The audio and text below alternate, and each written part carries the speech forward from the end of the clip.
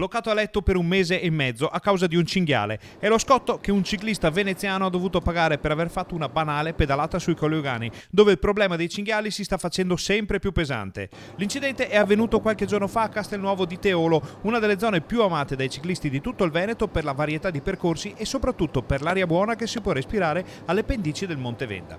Il cicloamatore di Vigonovo, che ha 41 anni, era in compagnia di un gruppo di amici e stava scendendo verso il paese di Torreglia sulla provinciale 43, nella zona delle trattorie e degli agriturismi. Improvvisamente gli si è parato davanti un cinghiale e il ciclista non ha neanche avuto il tempo di frenare. L'impatto è stato inevitabile e violentissimo, ma non per l'animale, che ha proseguito la sua corsa verso il bosco che confina con la provinciale.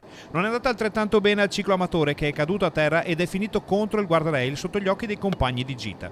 Il 41enne non riusciva ad alzarsi in piedi ed è stato soccorso dagli amici, che hanno chiamato il 118. È stato portato d'urgenza al Policlinico di Abano, dove gli sono state riscontrate fratture multiple e altre botte giudicate guaribili in 45 giorni.